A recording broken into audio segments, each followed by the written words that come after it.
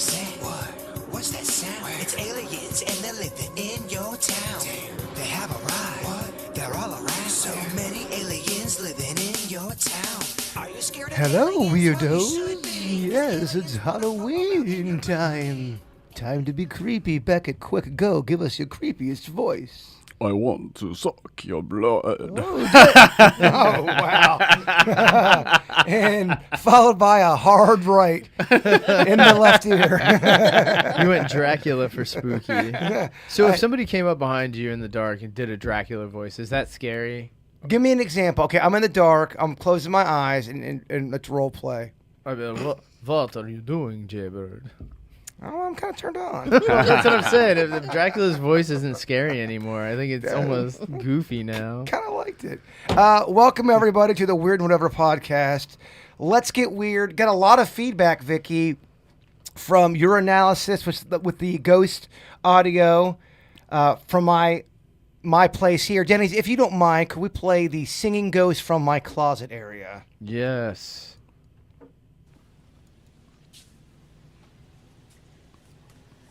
I'm going to crank it.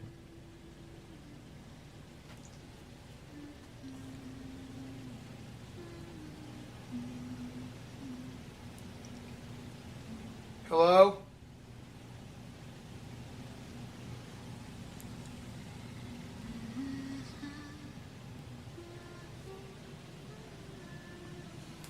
Hello? I have to turn it down there. That is the audio from my closet area in my kitchen.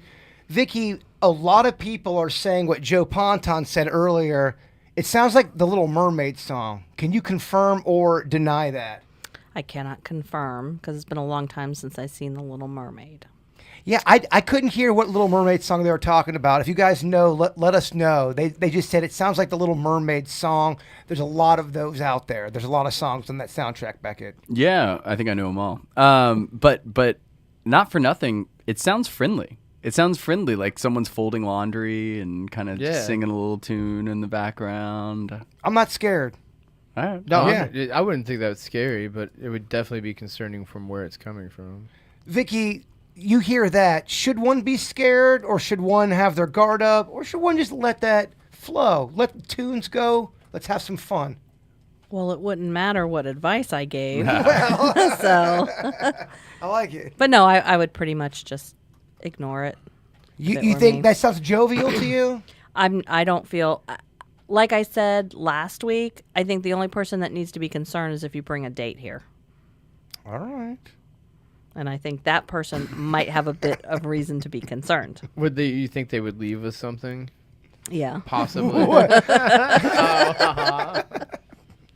Damn, Denny. No, I'm just joking. That's funny though. Well, let's go ahead and get right into Ask Vicky. This is the part where Vicky answers your ghost or psychic questions. Dear Vicky, do ghosts come out for Halloween more than the other times of the year? Because it's, creepy, scary out. It's funny because I saw a psychic advertising the other day, and she was trying to get people to book readings now, especially in the month of October. She says the veil is thinner in October, and book your reading now.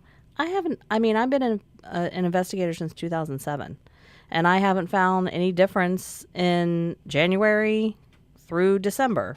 If there's something there, it's there. If it wants to interact, it's going to interact. I'm sure, though, if you did peel back all the data, there's got to be 1 month that is higher than the other, and you would wonder why that is. October is usually my highest month for investigations where people reach out, but I think that's because they kind of get into the mood of Halloween and they start to notice little things in their house, and then they reach out for an investigation. Possibly they're kind of looking for things. Right. And the other month, ironically, that a lot of people reach out, but we wait until the holiday's over, and that's December. And I think that a lot of the activity is actually visiting loved ones. Would you say, Denny's, you get a little bit sweeter, you get a little bit kinder in a December closer to Christmas, the holidays? Probably, yeah. I think there's an overall calming in society during that time. I guess there's a little chaos of getting the presents and stuff, but overall, I think people are excited to see their families and whatnot. I think it takes almost like a timeout, kind of after a disaster as well. How people kind of come together and it's like almost like a timeout. Beckett, you kind of come off like a nostalgic dick. I feel like you. I'm the same way. I'm a nostalgic dick. I've been described that way before. I'm a nostalgic dick face as well. But I can see you really getting into the deep Christmas spirit, a little bit more of a kinder Beckett, a little bit more of a present Beckett. Yeah, with the family. Yeah, you're accurate. I find myself, and I feel others like are letting me cross the street instead of trying to run me over. The open doors, they say please and thank you. I think it's a general tone. I also think that being here in South Florida, it's kind of like really you're going into the less oppressive time of the year. You know, you got a little light humidity. You know, when I'm in the summer and I have a hurricane coming towards me and I got back sweat and my seats in my car are hot and it's raining and thundering every afternoon, you're just kind of in a sour mood.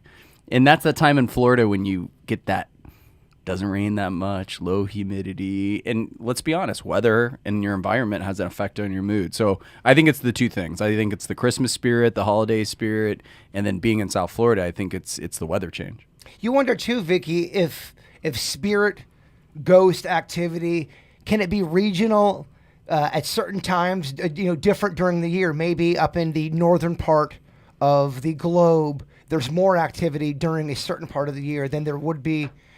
Could weather coincide with spirit activity? It depends on what your theory is in regards to weather. There are some people that think that rain or water of some type is going to be a conduit and it's going to attract activity. So therefore, you would say, okay, Florida during the rainy season is going to have more ghost activity than Arizona that's not getting rained on. So it depends on your school of thought. And you wonder, is there a difference between a dry ghost and a wet ghost? Dry, wispy ass ghost. And what's a wet ass ghost? What's a wag? So it seems to be a common thing that water or H2O or mist or any of the above is a conduit to the ghost world. I don't know why. Yeah, no, I've heard that a lot. Water. Mm-hmm. Yeah, big time. So then you running would think, water too. By that logic, you would not see as many ghosts in arid climate. Right. If you subscribe to that theory of thought, ergo, it would make sense. But then you'll have some, desert dick that wants to email and defend the Arizonas of the world and say, hey, no, we've got dust ghosts. I'm sure they're out there. They probably are. Yeah, you're going to have activity regardless of where you are in the world. So, like I said, it depends. It could be that, maybe they have a lot of activity because it has more history out there. There were more traumatic things that happened. Maybe you're looking at the moon cycles. Maybe you're looking at, all kinds of different factors that come together to create activity. Let's say I had a ghost here named Benny, okay? And Benny was British. Benny got killed in Britain back in the 1900s, but somehow Benny is in my house. How the fuck did Benny get here? Well, knowing you got the Ouija board out and you called him in. I have not in your closet. Vicky, I have not done a Ouija in quite a long time. I swear. Okay. I don't even think I have one anymore. I think I've got. I think the most demonic thing I have right now is Rummy Cube. Okay, but Benny could come in, like the vortex that was open last week. There's multiple ways. Yeah, Benny could be wandering around and saw an open door and came in. The Jets. Yeah. Exactly. Benny and the Jets. No. It's good. It's good, Beckett. Ask Vicky, what concerns you the most when it comes to the shadow people? I don't overly have any more concerns over a shadow person than I would any other entity. But again, that depends on your school of thought and what you think they are. So for somebody who doesn't not know what shadow people are, in layman's terms, what would you say they are? Typically, shadow people appear in shadow form. A lot of them are described very similarly. A lot of them will have like a trench coat or they'll have a hat. Some of them will have the like shaggy long hair. One thing that I've noticed is that if you experience shadow people as a child, it seems like they come back and they check on you periodically throughout your life. And there are some people that believe that shadow people are actually aliens. There are some people that believe that they're demonic. There are some people that believe they are just human spirits that were really, really not nice humans, and they're still only able to present themselves in shadow form, and that they're stuck here. Denny, you hear, terms like shadow people, demonic, aliens, thoughts. Yeah, I mean, it makes sense that there would be on the scale of good Casper ghosts to bad shadow people. I mean, I could see there being demonics of that nature. It makes sense. I haven't experienced any, but but I do. I mean, it makes sense that there would be a malevolent. Are they malevolent, or is it just they just tend to be on the side of? Like I said, it depends. I mean, there's not a whole lot of people who have been like physically attacked or hurt or anything like that, or even influenced that much by shadow people. There's a book. It's called. Well, the first one was Aaron's Crossing by this author, and then she wrote one that was called The Ghost Who Would Not Die. And it's about this slave who passed away, and when he died, he realized that he was a shadow person. And he was super dark, and he hung out with all these shadow people, and their job was to wreak havoc. So what they would do, they would travel in gangs, and they would attack people and cause problems. Well, one day he happened to see that this little girl was being followed by someone who was going to hurt her. So he decided to break away from the shadow people long enough to go and try to warn this little girl and the parent that something was going to happen. And when he did that, he decided, you know what? Screw these people. I'm not hanging out with these people. This isn't who I am. So he broke away permanently, and he started doing good deeds. And as he did good deeds, he noticed he lightened up. And he was no longer a shadow person. And once he got past being a shadow person, then he was able to have this woman who wrote the book go ahead and cross him over so that he wasn't earthbound anymore. But he was a shadow person because of all the things that he did in life that he shouldn't have done. Because there were some people he had killed and this, that, and the other. But as he started doing good deeds and atoning for what he had done in life, then he was able to actually cross over, get lighter, and cross over. Oh, there's a little Buddhism in there. Yeah. There was a book I read. It was a fictional novel, though. It was Odd Thomas. I don't know if anyone read that. But that's kind of the premise of it, is that these shadow things, he notices that they attract. He doesn't realize he has some sort of gifts, but he notices that they attract towards people, and then something bad happens to that person. And then he starts trying to prevent the things from happening. That's the premise of the book. It's interesting. Interesting, because I've never thought about those. It also reminds me, it was real popular for, a year. Do you guys remember that book, Celestine Prophecy? Oh man, No, that one escapes my attention back. I'm usually so up on my. It was huge. It was going around. It was similar. I'll share it with you guys offline. I can't wait. Does it have shadow people in it? You'll like it. It's not shady at all. Good stuff, by the way. Nice round table. Nice. Vicky, what is the highest level of spirit you've ever seen? And is there such a thing as the highest level? I've never seen any. To me, the highest level would be an angelic being. I'd never seen anything that I thought was an angel. You've never seen nothing even close? I don't think so. Not even a fake-ass angel? No. I mean, to me, the highest level, I see spirit guides. So to me, because they're not human spirits, so I see them, I think they're a little bit above. So I would, put them up there as the highest one. But I've never seen anything that I actually thought was an angel. Okay. Do you think people are assigned just their own personal angel, and maybe you don't see other ones? I've never been told about anybody having an angel. Do you think we all have with that guardian angel? I remember that one show. This is old school shit. Michael Landon. Was it Heaven's Help? No. No. What the? Highway to Heaven. Highway to Heaven. Me and Aunt Ann used to watch that all the time. Yeah. Do you feel like everyone's got it, a guardian angel of sorts, or is that a bunch of horse shit? I don't call them guardian. I think those are our spirit guides. You think everyone has those? Yes, everyone has spirit guides. We usually have multiple ones, and they may change throughout our life. So what you need from a spirit guide when you're 25, you may shift and you need a different type of spirit guide, so then somebody else comes and takes over. Do spirit guides ever get an attitude going, fuck you, Beckett, I'm so sick of this shit. I don't want to hear anymore, and they bounce? Probably. They don't. They have a job, so they have to do their job until the next one tags in to take over. Okay, so they never take it personal. No, they try not. They do get exasperated. I've seen a couple that were like, oh my God. But, yeah. Okay. All right. Well, very good. Great job, Vicky. Yes. That was some great stuff. We love it. Let's go ahead and get into Beckett's segment. Beckett, a new segment, Beckett and technology. What do you got for us, Beckett? Well, it's probably no shock and surprise to the audience because I've brought it up before, but I've did a little bit more deep dive into it. Is sex in the metaverse is coming, and so can you, is the title of the article. And Jeez, I feel like what a sleazy title, right? And one of the things that piqued my interest is I got a couple Oculus headsets because they're relatively inexpensive these days. I got an Amazon Prime shipped the next day, and I was doing some due diligence on real estate in the metaverse for what I do in my career. And just out of pure curiosity, I was like, let me go on YouTube VR. Started playing around with that, and I was like, well, that's interesting.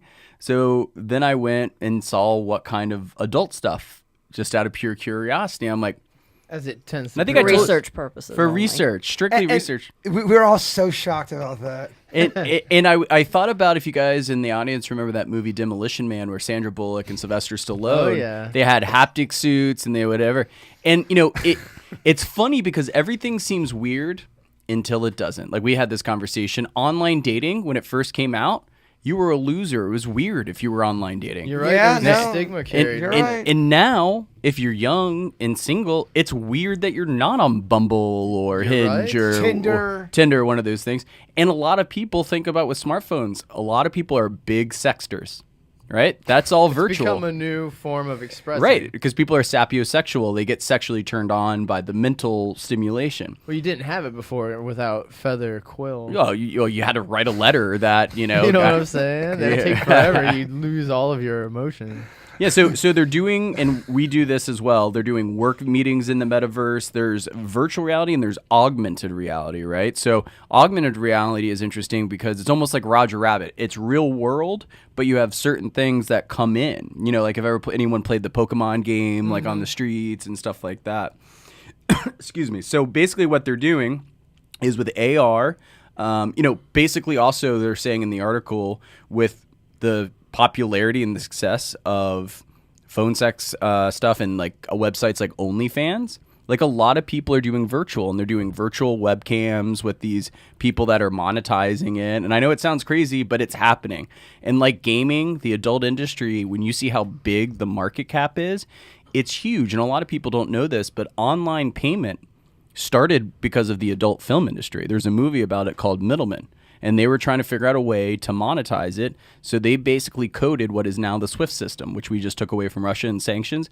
Our whole banking system on online code was developed because of the adult film industry.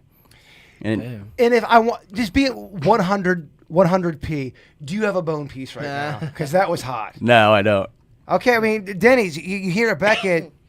So, yeah, I think VR is getting much better. You can see Sony put money into it. They're doing their new one. I mean, Facebook's making the metaverse. They added legs to the model. So, have you tried this, Vicky? Nope. You put the old headset on, and then you go into this world of different illusions. Where I could see it implemented well is if concerts were done with it. If I was a local group or a band, since we're on the forefront of VR and it's kind of a new thing, I would just buy a space with a camera and I would stream VR versions of my concert. And I do that. Could tune into I'm going to Google Dolls in the VR. So there you go. That's a good way of using that because you can check it out. And now what they're doing is that with the sex toy industry and things with Bluetooth, because a lot of people think, oh, like it's the guy, cheating on his wife by doing online porn. There's a lot of applications that are potentially healthy. There's a lot of long distance relationships, right? And when I went to college, my girlfriend was back home, so it's a way for intimacy. If a soldier's abroad or you're traveling for work and whatever, and instead of walking through the hotel bar, you can have the VR with your wife. There's a lot of different ways it can connect intimacy. It's really interesting. Vicky, have you ever had a long distance relationship? Yeah. Did you love it? Was it very tough, or could you? It was frustrating. Would VR have helped it? No. Because I like the real thing. So just like when you talk about the concerts, okay, fine, yeah. But it's not real. I went to a Bon Jovi concert one time. They had the catwalk. Richie Sambora's sweat fell from the catwalk straight down onto my cheek. That could not happen with And you those licked it stupid up. headsets. Boom. Okay, counterpoint Beckett, because she's got a good point. You have the floor. You're right. Because sometimes it's not binary, because sometimes the concert that I really want to see is in London. And sure, if I could show up in front row and have the sweat of the Spice Girls fall on me, that would be great. But if I can't make it to the concert and the next best option, again, kind of like a long distance relationship, sure, maybe there'll be a problem with the real and people prefer virtual. But if my partner isn't in front of me and the next best option is VR to maintain intimacy and things like that, or because I can't afford or because of scheduling, I can't go to that concert of Third Eye Blind that's a reunion tour that I have to see, now you have a VR option. Beckett fights back. Vicky, the floor is now yours. What's real is real, and what's not is not. What if I had a full front row Prince concert He's dead. VR? That's why you can't go in real No. life To anymore. relive No, it. because I wouldn't. Because this is strange coming from the psychic meaning paranormal investigator, but I like things that are real. Okay, so if you created an entire, Prince concert of taking things from when he was alive, whatever. It's different watching videos. That's completely different. But if you try to present it to me like he's alive right now in front of me, no, because he's dead. I like things that are concrete, things that I can see, things that I can really experience. I'll be one of those that's going to go kicking and screaming into this world that you love so much. Well, to be fair, so what if it wasn't made up? It wasn't something through tech, but it was actually a real concert that he had during the Super Bowl halftime performance, and I you can were see it on YouTube. and you were able to look around, look up, see him, be a part of the atmosphere, have all of it. You wouldn't try it? Probably not. Gotta try it. I think it'd be good for theater because a lot of people, you won't have to go to New York to see a lot of these productions. I know Yeah. they do traveling theater. But I agree with you, Denny's, and I also agree with to Beckett that if you can't be in person, the next best thing is technology, and you want to make sure if we're going to do technology, let's make it as realistic and as awesome as possible. Yeah. The like next best thing, FaceTime. because I'm with Vicky. There's nothing better For than sure. the real thing. We all agree. Yeah, I like we tried to do Zoom on the podcast, and we all agreed it's way better with our chemistry and everything to be in person. so hard What? to talk. but yeah, exactly. no, finish your set. I'll finish one. But Yeah. random. And I miss you guys, and I prefer to be in person. But if I wanted to catch up with you, I wouldn't not pick up the phone and call you because I was like, oh, I only want to be in person. That's what something technology affords us to have the next best thing, right? Do you like FaceTiming, Vicky? Let's say you are on. It's the next best thing, though. Okay, let's say you meet this hot guy out. Okay, it's a brief encounter. He gets your number. You kind of were feeling him a little bit, and you guys are texting, and you're kind of liking what he's talking, and you're getting comfortable. We're saying it's day 4 after you guys had the initial meet. Now it's night 5 because yo, Vicky, let's do a little FaceTime date tonight. Let's talk face to face. Are you annoyed and dreading it, or are you excited and looking forward to it? Somewhere in between. Somewhere in between those emotions. Depends on what kind of hair day I'm having. Okay, so it's not about not wanting to do a FaceTime. It's more about the dread of getting ready, Right. trying to look good to where you feel comfortable. Right. It's more about that than the Right. interaction with the person. Right. So we can do the first one. I can tell him he can turn his camera on. Mine will be off. Oh, that's not weird. That is. I don't know, Becky. Cold. Becky, what are you probably love FaceTime. Well, you're a don't- technology I guy. hate You hate FaceTime. What? Not a twist. FaceTime guy. Really? Because I prefer to be in person, and if person's not available, it depends on what it is. If it's a long conversation, I'm like, just call me and we'll figure it out. But if I'm real busy and it's just one little quick thing, oh, we're going to meet here at 5, don't call me for that, right? Like, I'm very particular. Shoot me a text. So I hate when friends, like, I have girls that are friends that do this all the time. They're like, hey, what are you doing? And they're on FaceTime and they're talking. Because the FaceTime inevitably always comes at the worst time. Oh, always. Always the worst time. I'm like, all right, I got to hold my phone. I'm walking around. Like, it's a pain in the You butt. gotta fix you gotta get all ready. It's a pain in the butt. You ever have that FTS? What's that? FaceTime sex? No. Yeah, to me, I'm a big fan of sexting, but all right, we don't have to turn this into I get a Bird Beckett jerk. I get more shy. I get more shy on FaceTime. Well, you can explore more. You can be way more brave on text. Oh, of course, you can hide behind your desires. That's right. Bring them to the forefront. We gotta move this thing along. Great job, Beckett. Thank you. That was great. Just so everyone knows, it's coming. No, we don't. I think with that. Sense. I think with that said, it might be time for some Denny's random facts. Sweet Denny's. He does a great job finding the best factoids out there. Vicky, our educator, she grades them. If she loves it, she gives it an A. If she hates it, she gives it an F. Sweet Denny's, the floor is yours. All right. So before alarm clocks, there were people called knocker-uppers that you could hire that would physically knock on people's windows to wake them up. It was actually what they used all the way up until alarm clocks started coming into common practice in the 1970s.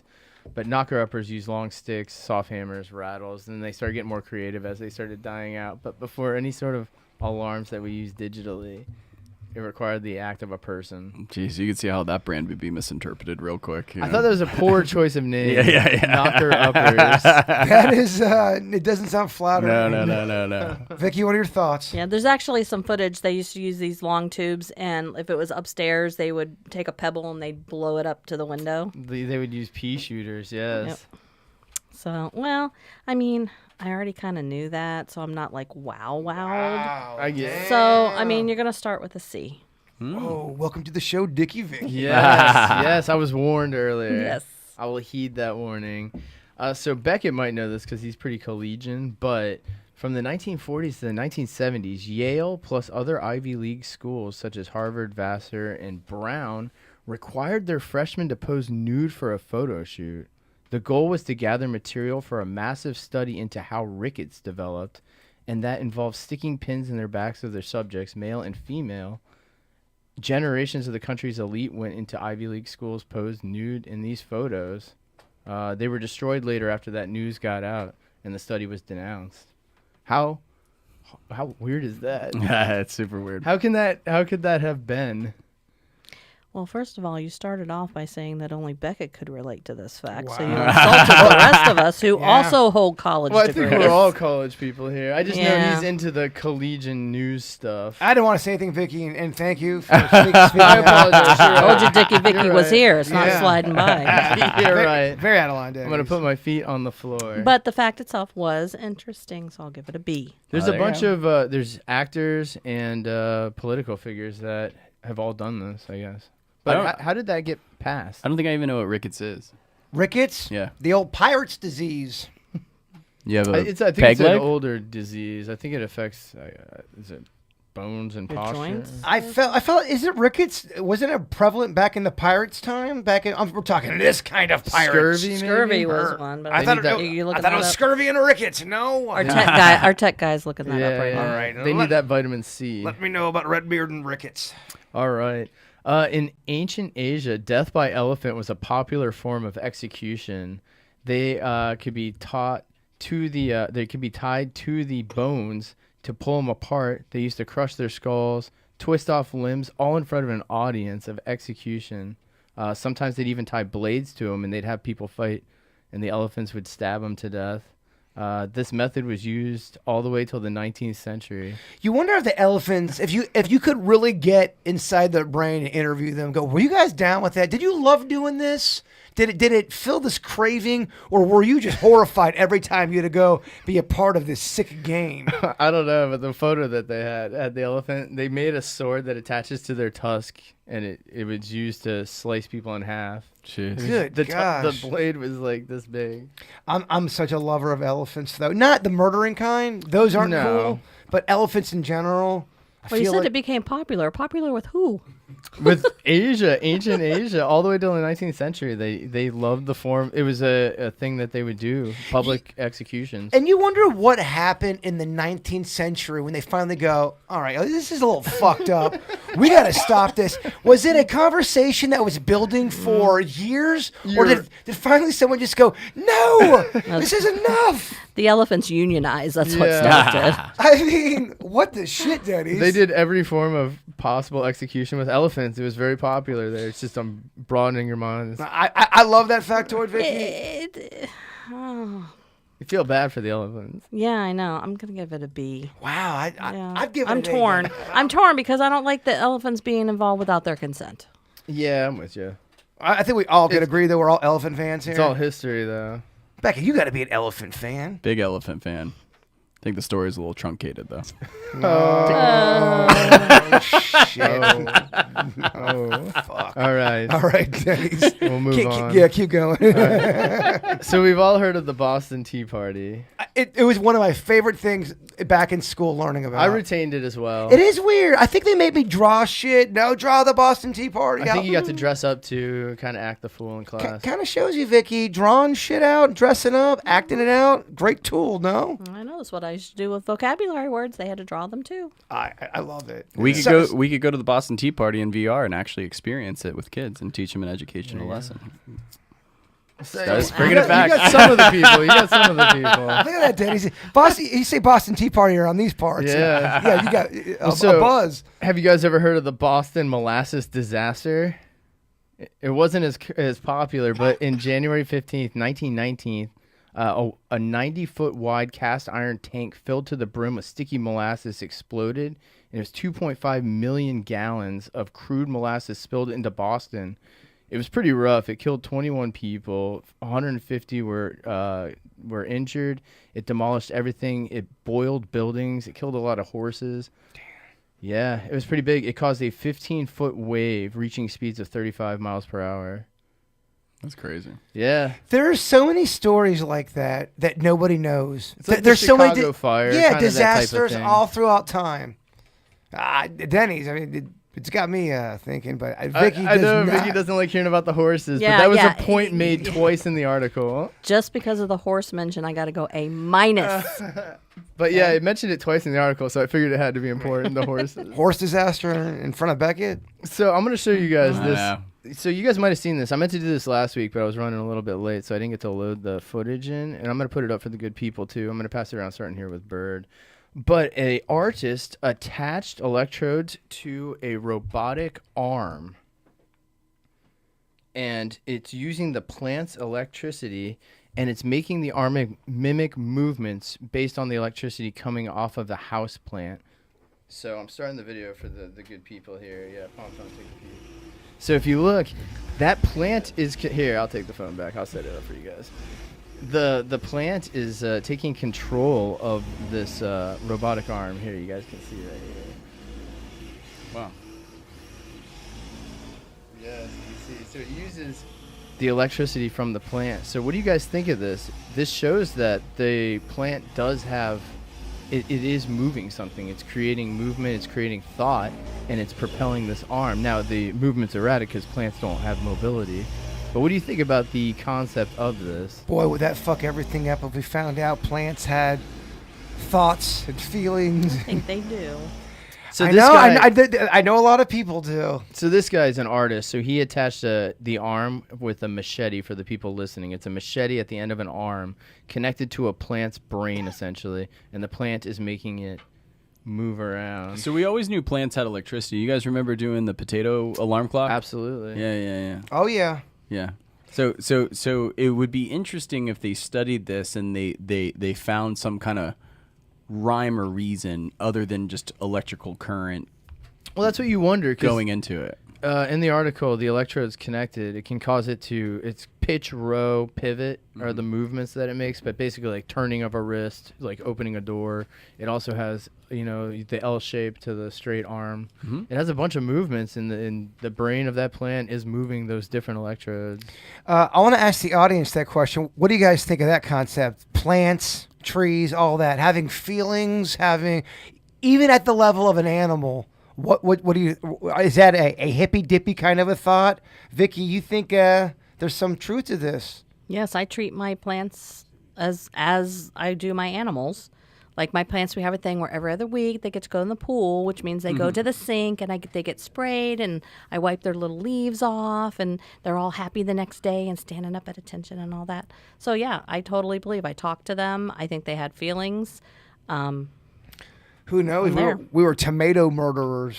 Imagine some people would really, they're going to struggle with that, Beckett. So the fruits they bear, I think we can get on. That's where I was going to go with where Denny's going with that. The fact is that a lot of plants, we eat their givings, right? Their offspring. It's one thing if you, it's one thing if you chop. Where does it end, Denny's? It's one thing if you chop an apple tree down. It's another thing if you pick up the fruit off the ground and eat it, right? Like, yeah, two different things. Right? Absolutely. If you're cool with that, Beckett. If you can go to bed like that. Well, then you get to a point and go, well, what the shit are we supposed to eat? If everything... Well, that's why if it's fruit bearing, that is bearing. designed for animals to eat and, And then vegetables, duke out later. yeah. You're not killing the potato plant per se or the corn plant per se. You're just taking the ear. It's the same with buds when you're picking them off. They're not children. All I'm saying is you're going to get people like Vicky who say it's their children. You're always going to have that. I get it. Yeah, but they kick them out of the nest, literally, right? Like they just drop, and if the corn drops to the ground or the apple, it just rots away. So we're doing a service. Vicky, I see you roll your eyes. Counterpoint. What if you do it in VR though, Vicky? Go back to Washington days. There you go. That was an A. The robot arm, right? I saw that Yeah, on that's Reddit cool. last week. I had that. I just was running late. I think robots are soon to be taking over even more. Thoughts? Discussion? Have you seen Elon Musk's new robots with the AI? I have. It's absolutely mind blowing. They're getting crazy. They're getting to the point where they are gonna turn on us. Yeah, and if the audience think this is just some shtick that I do during the podcast, I sent you guys an article last week, right, on the robot sex thing. Oh, Right? yeah. On our group chat. So, a lot of people think it's crazy, but like I said, I think it's crazy too, but don't judge something because you never know, like sometimes things that are weird, people thought driving in a car was weird. They thought they would die if they rode 35 miles per hour. They thought electricity, you would die. Edison would electrocute horses to show the alternative current was dangerous, right? Mm-hmm. Flying or all that stuff was crazy at one point in time. So just keep an open mind, and I think maybe you have no affairs anymore with it, People have called me out and think I'm insane for thinking there's really going to be robot rights. I'm telling you, It'll be. in 30 years, when robots become almost as if you have a pet that you love so much, they're going to be able to program robots to where you're not going to be able to tell if they're human or not. You'll know because you bought a robot, but it's going to be so human-like. For sure. To where if you were to destroy that robot, it would cause... I'm telling you, robot rights is going to be happening. Just go to Madame Tussauds and see how realistic some of those things they have in those museums, right? On the Madame They do. Tussauds, They look good. it's mind-blowing. Some look. And what's crazy with the algorithms, the way machine learning, it's like a one-fold, two-fold, three-fold, four-fold process is they learn more, and then they use that to learn more, and that's what scares people. That's why Elon Musk says that AI is the greatest threat to humanity, because at what point does it come a little bit more like Terminator, where they become self-aware? Let's say you have a kid. The kid is born with this robot as a friend, and at age 11, the government comes in and wants to destroy that robot. You don't think that kid's going to be distraught that robot that it grew up with is that's its best friend. Of course, I still sleep with the same pillow I had when I was a baby, Especially- in my bed, let alone like having a companion. Well, especially if you make that robot so close to being a human, you couldn't tell. I can just see where robot rights are going to be a big thing in the future. Yeah. People are calling me fucking crazy about it, though, Denny's. No, you're right. Your thoughts, robot rights, Denny's, yay or nay? I think there will be in the future. I mean, you watched Blade Runner recently, so you're high up on it. He's not lying. I did watch Blade Runner. So, I mean, that one will get you because the replicas are insanely realistic. Well, what if we found out Beckett trips and then he hits his head and a wire comes out of his neck? Yeah, you're right. Is he not Beckett anymore? Well, isn't that the twist in one of the Alien movies, right? And Cyborg. And a couple Twilight Zones. Yeah. Vicky, your thoughts? We already knew Beckett was too perfect. Yeah. Hair like that. It's a glitch in the Matrix. But yeah, but seriously, you go home and you find out Beckett was a robot, this intelligent robot. He was an experiment. If you were to be honest, does your opinion of Beckett change on some level? Yeah. Because Why? he's not a human, he's a robot. She don't like that fake shit. Yeah, exactly. Thank you. What if I was 50-50? Like a RoboCop type situation. Like you were human once. Well, my brain was real. Gotcha. My brain was real, but say I have like A robot dick. Elon Musk is doing Neuralink, right? So right now the first move is like a veteran that lost, use of his arm or lost sight or whatever. They're doing neuro implants to help with the disabled with it right now. But you basically are becoming a cyborg. So So I feel like that is a little bit different than finding out, because you are born a human and now you're having robot shit keep you functional. That's different. I'm talking about we find out Beckett is straight up like Short Circuit. fucking robot. Exactly. You're Johnny Bicentennial, Five. man. You're Beckett I Five. love that movie. Yeah. I have mixed feelings. I don't know. Really? I thought you would like Johnny Five with the mohawk when he gets all pissed. I love that part. It's why I got mixed feelings. I should like it. I mean, Vicky, you find out Denny's is a robot. You again. Sucks. Yeah. The opinion would drop. But like what Beckett was saying, like if it was still Denny's brain. Like my body degraded so much that they retained Yeah. my brain. I don't know why I thought your answer would be different for Denny's. Sucks. I get it. So rough. As you were, Vicky. But if it's his brain, that's completely different. If it's still his brain in control, that's a different situation than he's 100% robot. Yeah. Okay, so you could roll with a situation. I'm big on brain. Okay, it's just a human head. It's just Beckett's human head with the brain working, but you have to carry his head around in a jar. And he's like, "Hey, what's up, Vicky? You can ride like that?" I'm quite sure we can screw some other parts on there. Come on. No, that's the deal. It's jar head Beckett. I suppose it would be okay. Okay, I could deal with that. I just want to see where the line's at. Huh. It's an odd. So are we saying that the brain's the most important? To me. or Probably, because or- that's the control center. It's not a computer. Are we injecting, if we in the audience believe in it, the soul? Well, like the Black Mirror So- episode. Well, So- that's so why I I was have, asking that to Vicky. I was going to throw that exactly. So I have a best processor that exists, in the top of the world, everything. I got all robot Boston logistics, good movement. I got, perfect looking skin, over top of my robotics. But it's the soul for people that believe in it. It's the soul that's inside, not the brain, not the processor, not the blood, not the skin. It's the soul. Danny, do you believe in the soul? Yeah, there's got to be a spark in all of us, right? I'd say even with creatures and such. Okay, so you believe in the... So there has to be something that causes life. And I guess the soul is probably the easiest way to explain that. Okay, a lizard.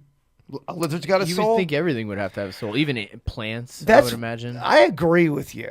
I feel like if you're going to say Beckett's got a soul or Vicky's got a soul, why would a lizard not? Why doesn't a roach have a soul? I mean, they all should technically have some sort. Because otherwise, why are they alive? What's the differentiator between them? Well, some being people would inanimate? say they're all here to serve us, depending on like the religion and stuff like that, right? But isn't that always the human dicky way of I looking think so. at it? It's pretty convenient for. I think so. Well, I mean, I can't produce honey and fly around like a bee. A bee can do shit.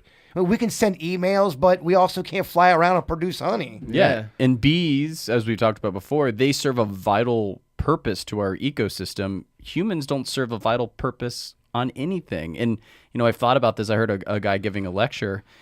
If the humans were erased from the earth, literally everything benefits from us from the removal of us on the planet. If the bees or the ants go away, the whole system collapses. And that's how important they are and how unimportant we are. We're almost like a parasite on the earth, if you think about it. We are definitely. So you're agreeing with the Beckett, Vicky? Yeah. How do we know that we weren't just put on this planet to leave crumbs for the ants and roaches?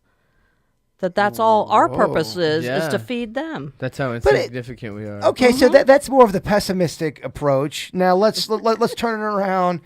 Do you think that is the sole purpose of a human, just to leave crumbs around? No.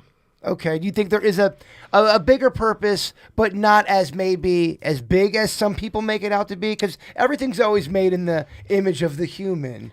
I think we have a purpose, but we have overstepped our boundaries because our purpose should not interfere with other creatures' purposes. So we shouldn't be harming the environment. We shouldn't be doing things with, to animals and this, that, and the other. So we overstep. I know you don't know the answer to this, but more of a gut feeling. Do you think we're the first type of species to be like that? Or do you think there might have been something along the lines back in the day, but we just maybe did not know about it? It's always possible. Gut feeling. Yes or no, Vicky? No, That nothing humans? in the middle. Just something, not humans, but another species that is kind of like what you're talking about, more of leaving crumbs around and fucking some shit up. Like Neanderthals? I mean, that's an answer. Yeah. Yeah. Could I think probably. Do you think there's something even weirder than that? Well, I think the ants and the bees and the animals almost look at us as Marvel characters. They're like, oh man, we're Iron Man to those animals, right? We're flying through the air. We got cars, we got cell phones and stuff like that. And to continue the analogy, with great power comes great responsibility. So we're kind of the dicky superhero. We have so much power to do so much good, and instead we just have greed. And a lot of things on this earth suffers as a result. But I think we could not be parasites. We just choose to live as civilization that way. Yeah. Native Americans were not parasites. Exactly. They were respectful of the land and the animals and everything on it. Yep. Is that more of a modern day approach, you think? Do you think technology has made us more parasite-like? Or were we always destined to be this way? So we were destined to be this way? We're destined to be dicks, honestly. Denny, I do you think by agree? nature we're dicks. You have to be taught not to be a dick. If you're just left to your own device, you're going to be kind of a dick. That's a very good point. I think that we're taught to be dicks by society, because I don't think a kid is born racist. I think he learns that. Well, right? for sure, but I'm saying in the sense of, if I see something I want, there's an apple and there's a person next to it, I'm just going to go and grab and eat it. Right. Not even consider there's a person there. Right, more so. right. But I mean, I would agree. Society definitely turns people into dicks. So I think Life we're will talking- turn you into a dick too. I think we're talking about two different things. I think you're talking about more of social type of things when you are more sophisticated, and Denny's is talking about more of the 'cause basic nature of a human. You would know no courtesies. You would not know that that person also wants one. You're acting on what you want in that very second. Before you even get to any of those kind of more nuances, Beckett, I agree with Denny's. If you just leave a baby to its own devices and let it I think you're just creating some kind of gimme. And that right there, what would be your nature, you're right. Not in all cases, but it tends to, if you catch a kid doing something he's not supposed to be doing, he's going to deny it immediately. I didn't do it. I didn't know what I was doing. I didn't know what that was. It's just a reaction because they don't want to feel what the consequences. And you have to be like, well, you have to admit to what you're doing is wrong, so you learn from it, right? It's something that you teach. Yeah. By nature, fear is going to play, so you're so fearful of what could be the consequence. That's true. And you find out later in life, a lot of times the consequence is not that big, Yeah. But I see what you're saying too, Beck. You both have great points. Yeah, well, I would think even man's best friend, dogs that we love so much, like, if they're living on the streets, you got to be careful. They might bite you, like they've been raised on the streets. They've had to develop some thick skin and survive.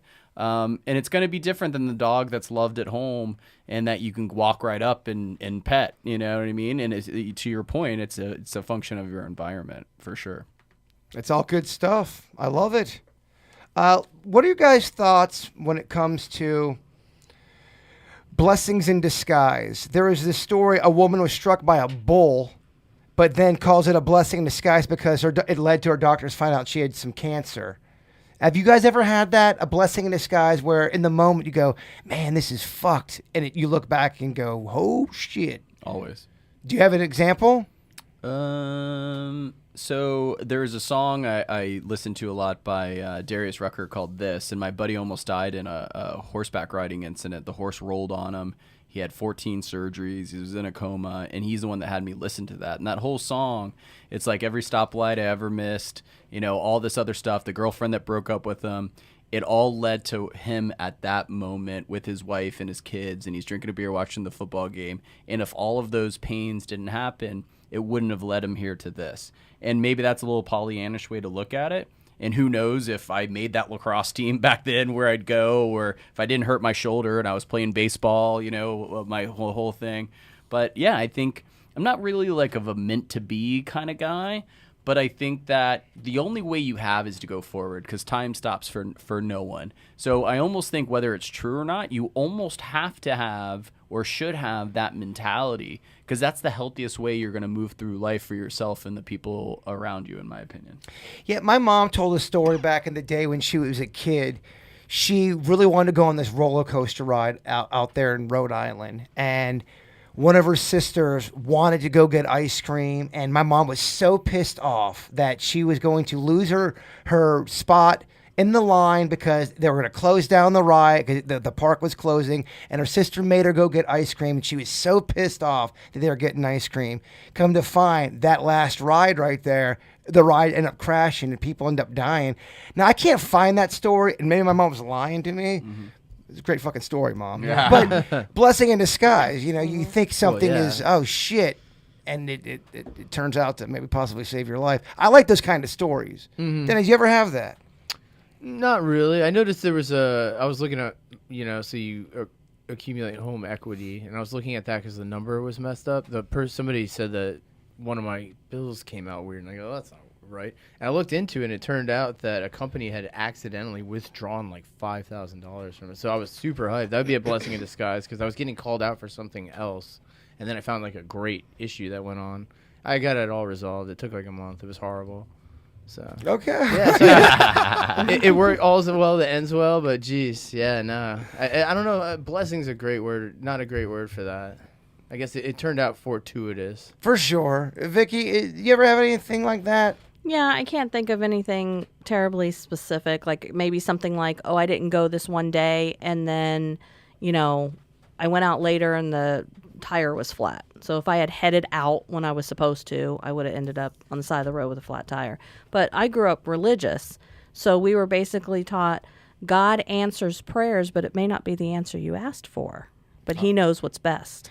That is a Garth Brooks song. We can't talk too much about Garth because he'll strike us on YouTube and you get us taken down. Can't talk too much about Garth. I can never pull one of those tracks for the show ever. It's always a cover. I love Garth Brooks, but Garth Brooks, man, why can he be such a dick? Beatles are tough to get to sometimes. I want to bring a Joe Ponton up to the microphone. Somebody asked, because we're always talking about the cold case files, and they grew up during the time of the Adam Walsh kidnapping and murder. And you grew up and lived in Broward during that time. Do you remember the media covering that? And when did it become just a story here locally and then into a national firestorm? Because they credit that story really with the birth of getting the missing children out on a national level. It's funny that you say that, because Vicky's statement, and I had no idea that what we were talking about tonight, but Vicky's statement of that near miss. My mom was the manager at Joann Fabrics at Hollywood Mall. The day that he was kidnapped. So your mom was working there. Yep. I was supposed to be doing summer camp at Sunset Camp, and I was supposed to be at my mom's work, but I ended up going to camp that day. So I don't know. It's just so weird that you brought that up. But do you remember was the media big local, and when did it turn, in your opinion, to where it was a huge national story? I know they did that movie Adam. Do you remember that, Vicky? I don't remember that. They did a TV for made movie or made for TV movie Adam. So locally down there, it was immediate. At the camp, we had to be monitored and supervised. It was completely different one day to the next. Where like the soccer practices or the soccer part of the camp that was outside, there was, instead of one teacher, there was like 5, just in case someone was around, because they never caught the guy, and this was literally the next day I was still at camp. And it was immediately almost like 9/11, how immediately the world changed, at least airports go. Down there, Fort Lauderdale, Davie, it was immediately changed for kids, especially during, when it happened. what was going on around. Because you got to think about it, especially back in the 80s, we all remember the milk carton. If a kid was missing, they'd put them on the milk carton, which, by the way, pretty fucking creepy at breakfast time. Looking at kids that, it just was creepy. But do you remember that, Vicky, the Adam Walsh case as far as... I don't remember, and I know one of the reasons why I probably didn't watch the movie when they made the movie is because I knew the ending. I knew what happened, and when it's a tragedy like that, a lot of times I choose not to watch it. But I don't have a conscious memory of that being... What year was it? 1981, I believe. Oh, I was too into my wardrobe and stuff. You were too busy listening to... Yeah, I was. I wouldn't have been... That wouldn't have been in the forefront of my world at that time. Yeah, it was a landmark case, and we do get a lot of emails about that case. People that live down here wonder if anybody remembers, and I'm curious if that was the first case really where you saw it on national TV. Nowadays, if somebody ends up getting, it's almost like the media loves it. Yeah, I mean, they do. Let's be real here. They're in the same business as the Kardashians. Unfortunately, it's all about ratings. Like we said, if it bleeds, it leads. I was acutely aware of it because I moved from West Virginia as a kid with my parents, obviously, to Fort Lauderdale, where my mom grew up in 1986 is when I moved there, and so we used to drive by Searstown, where it happened all the time. And I remember as a kid, I don't know if I overheard it or my parents, whatever, I was always freaked out going by that because of that Adam story. And I don't know if I told this before, but the Adam Walsh movie, John Walsh, he had to fight to get the pictures of missing children at the end of the movie. For whatever reason, they weren't going to do it, and he had to fight for it. And one of the kids in the end of the movie that they feature is Busy Bone from Bone Thugs and Harmony. Oh, wow. But Busy Bone from Bone Thugs and Harmony was kidnapped as a kid. He was gone for about 18 months. I know. A lot of people don't know that. Yeah, Google Busy Bone gets kidnapped. There's some stuff up on there. A lot of people don't know that. The Code Adam was when a child was abducted, and that was obviously adopted not long after. But, it definitely went national pretty quick. I think 84 is when Code Adam first started happening in all stores. Those Amber Alerts are great. Yeah. The Code Adam, Virginia tells a story where she lost Magnolia for a couple seconds in a store. They were shopping or something, and she couldn't find Magnolia, and she just starts going, Code Adam! Code Adam! And then 3 seconds later, Mags is coming out of this big pile of clothes. That's not the way it's supposed to work. No, but I thought you do say Code Adam. You do. You let the people know, and they actually will lock down the store and announce a Code Adam, and so it's more. It's a little bit different. Another thing, people think I'm crazy. I don't really care. I'm probably going to do it, especially if the technology's there. I'm going to low jack my kids. Like, I'm going to have some kind of chip, some kind of satellite thing until they're 18. They can know of it. I'm not going to use it unless, like, low jack. You're going to embed it under the skin? Yeah. Crazy. Would you ever do that to your kid? Not a snowball's chance. Hang on. Hang on. It's crazy. It's crazy until they get abducted. And then all of a sudden, we're like, if, say, my wife fought me on it, she's, no, we're not going to do this. And I win the argument. Oh, is that how your wife's going to talk back in? Yeah, exactly. But this would be the case. It'd be hard to argue this. And say I won the argument and we got it. And if that kid was abducted at 12 years old, what do you think the first thing she's going to ask me to do? First of all, you're going to go, I told you so. I'm like, oh, you want it? Vicky, I see you wince when Beckett talks about chipping a child. Thoughts? No, I mean, my kids, they were always stuck up my ass all the time.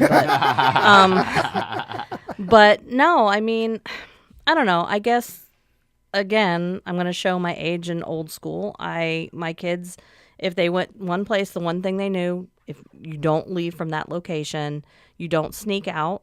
My worst memory, there was a teacher that worked at school. She went to bed one night thinking her daughter was safe and sound in the bedroom. Daughter snuck out. She got woke up to the police knocking on her door to say that her daughter had been killed in a car accident with her boyfriend, while this woman was sleeping peacefully, thinking her daughter was also peacefully in the house. So I've always just said to my kids, listen, if you want to go someplace or do something or whatever, one thing, do not sneak out of the house. They've never gone anywhere. The most they were ever away from me were like band trips where there was 5 gazillion other, people around. I don't know. I wanted them to be kids. What's the punishment? We have two parents here. What's the punishment? Your son sneaks out on a school night, and he's gone. Comes back through the window. 12 o'clock. You're in the room waiting for him. Braden, your ass is grass, and I'm the lawnmower. How long? So what's the punishment? You know, I'm a lot more stern than his mom is. But so what's the real? For me, what's the realistic punishment he really will have to serve? He'll have no phone. He'll have no privacy. He'll have no. He did something stupid earlier this year, and he had to spend every minute with Deb and I when he was not in school. It was, you're not in your room, you have no privacy, you have no life. He had no cell phone, and this was almost 2 full months. 2 full months, and no technology. He's a very smart, very good student. He doesn't do a lot of screw ups. He's not on the Twitch. This was a fuck up. He's not on the X Games. No. Is it X Games? He's X Games 3. I'm such a gamer. All right, Vicky. Okay, Lindley. She totally went out there senior year, sneaks out Wednesday night, comes back through the window. Well, I'd probably do more the approach with, you really disappointed me because you did the one thing that I asked you not to, so don't ask anything of me ever. Of course, that'll only be about a month that I don't do anything for her. And I would say, since I can't trust you, you're not going anywhere and doing anything. You take away technology, or she gets to... Well, that would be my punishment if I took hers away. It's taking technology away. A punishment for me. It's pretty bad for the kids. Bray could watch TV with us, but nothing else. It was whatever we wanted to watch. Wheel we had of a Fortune. great family time for a couple months, and it actually was really a lot of fun because he still comes down out of his room. He's 14, so he hibernates as much as possible. But yeah, it was very good. Well, Mr. Ponton, thank you for your perspective. Thanks, we love it. A local since what year? 1973. I love it. I do want to do a quick Would You Rather round, and then we're going to get to our local artists this week. Don't forget, send me your songs if you're a local artist and you write your own shit. I want original music, Beckett. Someone was sending me covers. I go, your cover rocked, but I want the original shit. And they sent me original shit after. Nice. Would you rather have all your dead relatives stuffed and shown off in your bedroom, or never know what happened to their bodies after they passed away? Oh my goodness. Denny's. Vicky, what do you think? Every night you wake up, boom, stuffed family. Oh, jeez. Or you never know what happened to any of them. I never know. I'm fine with that. Because I don't want to wake up and have stuffed relatives in my room. That's ugh. Okay, but let's say one of your relatives goes out for some milk, and they never come back after they got some milk. So what? What do you have to live with that? You never know what happens. You always got to twist this after I make my decision. I don't know. I still don't want stuffed relatives in my room. Beckett, I see you pondering. I think I'd want to know. So you're doing you Stuffed in the house? Yeah. Yeah. Every day you wake up stuffed grandpa. Does it smell or it's fine? The smell isn't awesome, but it's bearable. It's not great. You go through a lot of potpourri and a lot of public scandals. But I know exactly what happened to him. You know what happened to him? He just you walk by him you wake up, every dead relative you have is stuffed around your bed. Yeah, I think it's cool. Okay. I'd make a thing of it. Same thing with you. Yeah, I'd pick stuffed relatives. It's better than the fear of the unknown. I'm A going. bunch of Norman Bates over there. Yeah. Because I think we're putting our head that our grandpa was 95 years old and whatever, but what if it's like something tragic and young, one of your relatives? Like Well- you couldn't go through life not knowing, so I'll take the public scandal. Just know though that's how they're stuffed. So let's say it's me and I got stabbed by a maniac.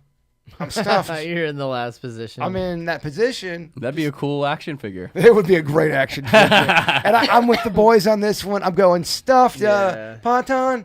It depends. There's actually a different answer for me. I lean more. Okay, well, get off the microphone. Yes or no? All right. You going stuffed or no? All right, stuffed. Would you rather eat nothing but a stranger's dandruff for the rest of your life, or eat nothing but a stranger's toenails for the rest of your life? And yes, some of them are yellow, Beckett. Toenails. You're going toenails. Yeah, dandruff's pretty gnarly. It's pretty gnarly. And it would take so much to get you full. What do you think's more nutritious? That's what I'd go with. Well, He's always looking for the fucking health. they're kind of both dead skin. It's dry dead skin flaking off, or Aren't nails protein, like dead protein, like your Like hair? keratin? Keratin. Yeah. So I don't know Vicky? if they're nutritious. Because Also- dandruff might have protein. I feel like might be- I feel like you could do more with dandruff, but that's just me. I feel like you would have to eat so much. But keep dandruff. in mind that's all. These are the only meals you can eat for the rest of your life. It's either one or the other. That is your fate. With toenails, you can make Jello.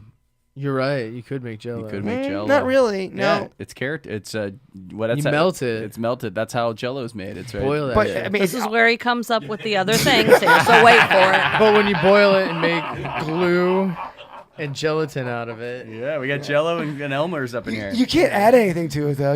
All you're doing is melting down a toenail. Ooh, you really beat the game. throw some lime, squirt Can't- some can't- lime Mio. You can't put lime in there. I can't mix, so I have No. to eat just toenails.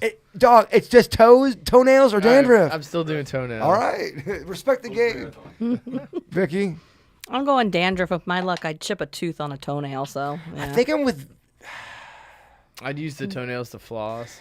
I feel like you could do more with the toenails, with dandruff. But I feel like toenails is easier to consume. You'd have to eat so much. I think dandruff. coming out it would hurt too. Don't you think? Of course, it's none of it's going to be a sweet picnic. I'm going to go. At the end of the day, I'm going with dandruff. It's awful. I'm sorry, guys, if that grossed you out. skip through that. And last, we'll keep it very very easy. A little palate cleanser. Would you rather get rid of Halloween or Thanksgiving? Thanksgiving. Gone forever. You never know about it. Fuck that holiday. See you later, alligator. Fuck the turkey. It's gone. Fuck the turkey. Oh damn. What do you go with, Well, Dan? so yeah, because I like Halloween more, but I do like Thanksgiving a lot. I like the food of Thanksgiving. You as probably well. see your family more on a Thanksgiving. It's true. I rarely see them for Halloween. Keep in mind, yeah, you're really getting out of a family situation. Yeah, but you got Christmas time and all that stuff for that kind of stuff. You're right. I'm even I am sticking with Halloween. Yeah, it's more fun. I think how many turkeys you save the slaughter of, right? Like just that You're right. alone. That alone is reason enough to get rid of Thanksgiving. You fuck with that tofurkey? Yo, I love the tofurkey. I knew you did. Yeah, I had a feeling. Vicky. Fuck Oh, Thanksgiving. that's right. Sorry. I just want to hear you say it again. Deja vu. I want to hear you say it again. That's very good. And Ponton. Fuck Thanksgiving. All right, so we're all saying. So I think we all said the same. I do. I'm so excited for Halloween this year. Well, Halloween's more fun. You can do more with it. And then you're right. Christmas time. Put it on your Christmas time. Put it on your calendar, Becky. We have a Halloween party coming up. And I don't think there's any other holiday. Don't ignore that. Put that on your calendar. Okay. 29th. 29th? Okay. Are you going to be in Rio or fucking? No, I go to New York for the marathon but I think I'll That's be in November. town. I'll be in town for that. Okay, Yeah. very good. As you are, I didn't mean to cut you off. I just want to make sure that you. And I think that of all holidays, I mean, obviously Christmas is big for kids, but Halloween's probably one of the best holidays for kids. Yeah. I agree, man. Back in the day, Halloween was king shit of fuck mountain. Get so hyped. I mean, so high. October, even I remember school. You take those tissues and make the little bally things and make jack o' lanterns and ghosts and shit. Yeah. Loved that. Do kids still do that, or are jack o' lanterns not allowed? You can't do jack o' lanterns. Well, kids aren't allowed to be kids anymore because there's all this curriculum that they have to do, and people are scared to do certain things that might be connected to a holiday. I was the kind of teacher, this is completely politically incorrect, but one year my kids, for Christmas, they were making these reindeer, and they had a candy cane stick out of their mouth, and it was a card. So I had this one little girl who was a certain religion, and she said, I can't do this because this is Christmas. So I took the candy cane. I said, now it's a deer. Color it. Oh shit! Well, the only thing that made it Christmas was the candy cane. So, but people can't do that. Every holiday, my kids, they had two things that they colored, and I taped them in front of their desk for the whole holiday or whatever. But nowadays, you can't do that. I mean, I remember my music teacher back in kindergarten was teaching us through song, the skeleton decomposes in the ground and the dead people. Like, it was some detailed death shit. I don't think you can do the skeletons in the ground song. We used to have Halloween parades. And they were strictly Halloween parades. Now, our school, we got clever, and it's a literacy parade. So the kids get to dress up as long as there's no masks or weapons or anything like that. And their costume has to match a book. What the So fuck you did they just dress have up to- as? Judy Blume? Well, like mine, I found a book on skeletons, so I came as a skeleton. You know what I mean? So you can get clever and choose the right book and come up with a really good costume, There's a even book for something everything. scary. There's a book for everything, Beckett? Yep. Oh, yeah. Without a doubt. There's a book for everything. I think so. You could come up with any costume. I guarantee you that And I can find a find a book. I may take you on that challenge. Well, Denny's, your final thoughts on tonight's podcast. You have the final word. Oh, on the entire podcast. What I think of the whole thing? What do Maybe- you want? What do you want? Give it a grade. Give it a question? grade. You want a grade? Grade tonight's podcast? Maybe a little Braveheart speech for the people. Maybe someone out there is struggling. A positive Braveheart speech from a Denny's would be great. For all the people struggling out there, Yes. gather around. So I would say we are going into a weekend. We're going into Stars Ball. There's a lot to set up. So Yes. This weekend has weighed heavily on me as well. Our big charity event's coming up, Beckett. Our Stars Ball. Nice. Yeah, On Saturday. This Saturday, yes. And I'm setting up a lot of the audio with Paolo, who helps out each year. So I would just say, whenever there is a big task ahead of you, that's the time where you stand the strongest and approach it. And then once it's done, then you can chill. There you go. Oh my God. There you go. Did Lincoln say that? Get it done and then chill. I fucking love it, Denny. Are you guys still selling tickets? Is it for a charity? I'm not believe- sure. I think there are a I couple mean, more. the tickets I think are at the final. We could probably ask Virginia. The final count. So let's go ahead and feature our local artist. This band is called Sleeping Dogz, and the song is called Sleeping Dogz. So, y'all, thank you for joining us on this awesome, historic night. We love you all, and Bigfoot is real.